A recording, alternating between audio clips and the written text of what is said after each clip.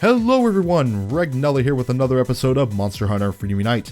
We are continuing on with the quest showcase with another epic hunting quest, this time featuring the mhfu, the Gaiadrome, and the Tigrex. This quest is going to be taking place at the Snowy Mountains or the Arctic Ridge if you're playing the later Monster Hunter games, so make sure you bring some hot drinks with you, otherwise your stamina meter will get shorter a lot quicker.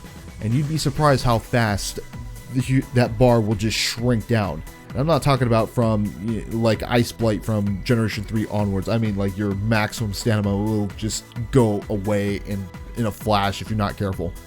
Unfortunately, I've set myself up to be super prepared for the Tigrex that is going to be at the end of this quest, so I don't have any hot drinks to make room for.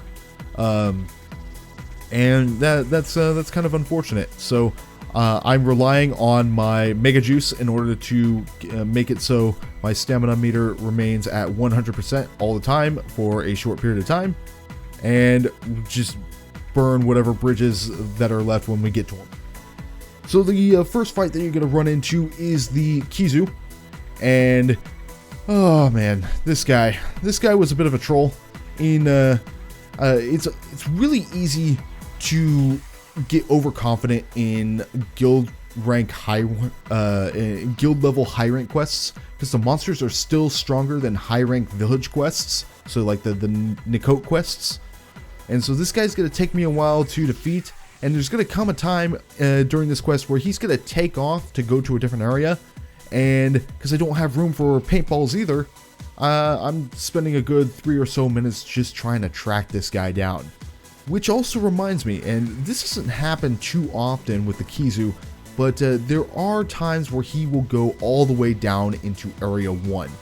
I'm not sure how intentional that is. It's so close to the base camp, it almost seems like an accident.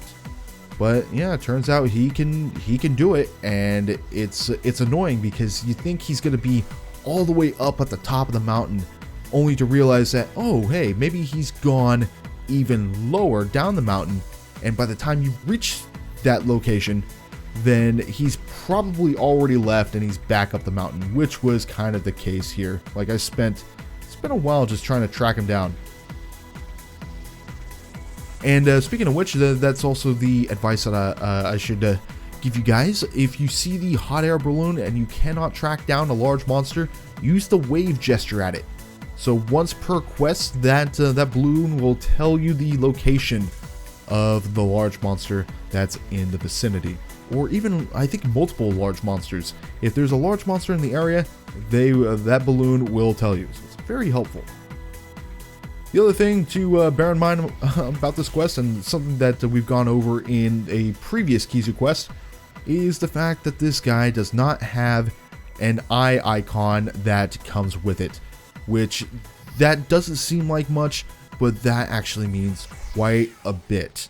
So thing one is that there's no music that accompanies the mhfu whenever it sees you, and that could be troublesome with the aforementioned mhfu leaving.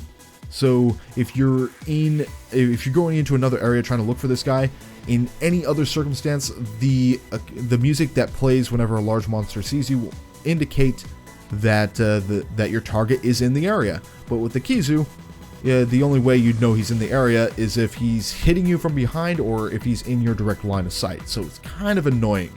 The other thing, and probably the worst of it all, is if you're fighting a mhfu, you cannot panic dive, and the panic dive is kind of required with a couple of attacks for him. Specifically this one right here, where he does the triple lightning bolt across the ground, and if you try to roll away, or if you try to jump away from it in a panic dive, it's not going to work. You're going to roll, and odds are you're going to get hit by it, and it's a guaranteed paralysis. So super annoying.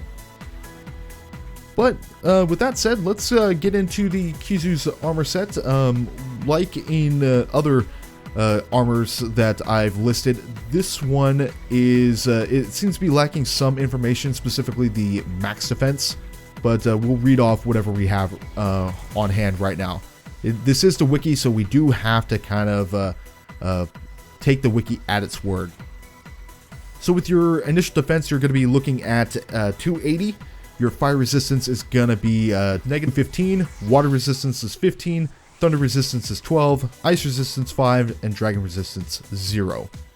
Your skills are feint, recovery speed, and wide area.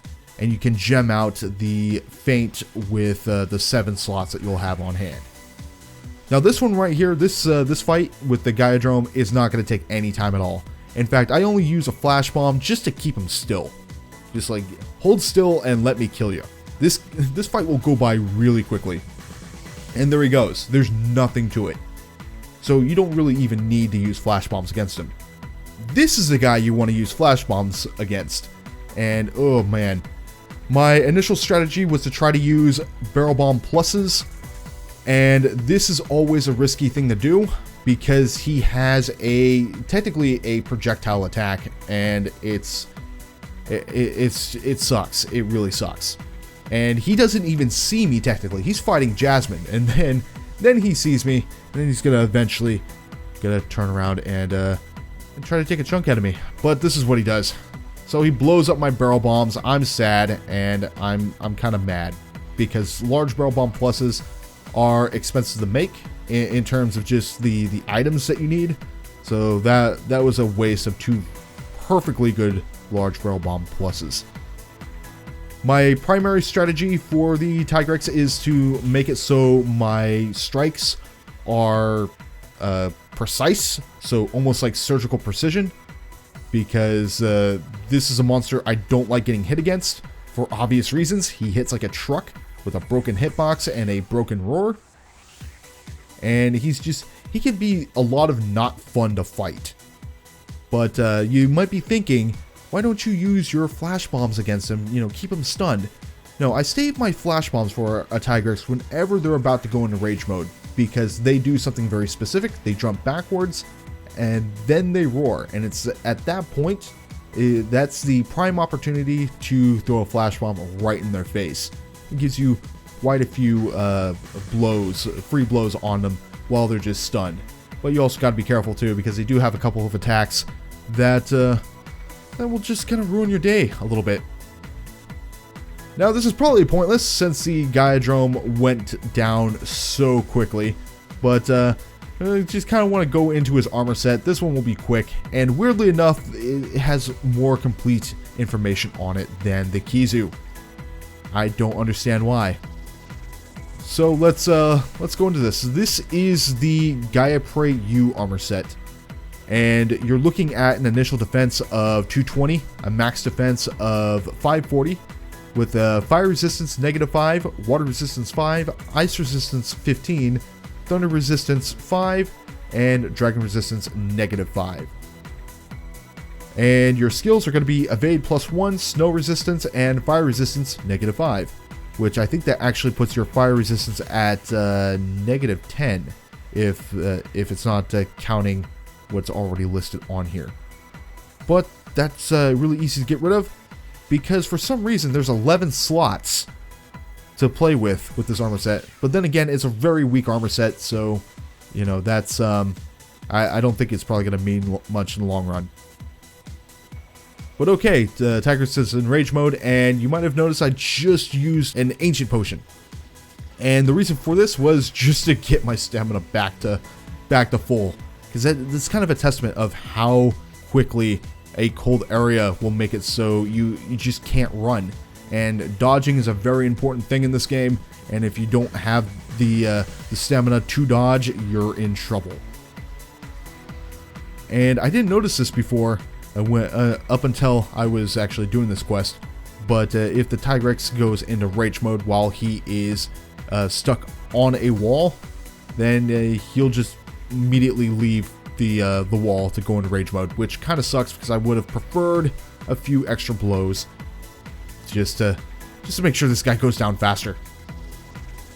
But that then gets me into the Tigrex armor set, which, actually, comparatively speaking, and I'm pretty sure the wiki's doing some shenanigans here, or someone's just maliciously changing information, but the max defense for the Gaia Prey U armor set is greater than the max defense of the tigrex set.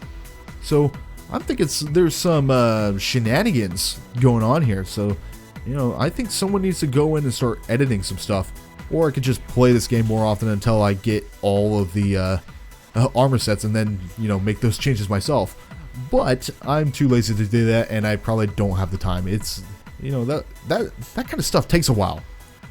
So going into the tigrex armor set, your initial defense is going to be 320, your max defense is going to be 520, your fire resistance is going to be 15, water resistance 10, ice resistance 15, thunder resistance -10, dragon resistance -5. You'll have earplugs, auto tracker, quick eating, another auto tracker according to this, and demonic protection, which is not the skill that you want, but you can gem out with one of the 8 slots. So yeah, there's an extra auto tracker here. That's, you know, whatever. Okay. So yeah, that's basically it. Whenever you're doing this quest, make sure you prepare for the tigrex at the end, and for God's sakes, make sure you have a means to offset any lack of hot drinks if you don't have room for them. But anyways, that's going to do it for me and this video. Thank you guys so much for watching. If you're interested in any of my other content, be sure to hit on one of those annotations that'll be featured at the end of this video. Or if you want to support the channel, subscribing is a great help. But until next time, take care, people.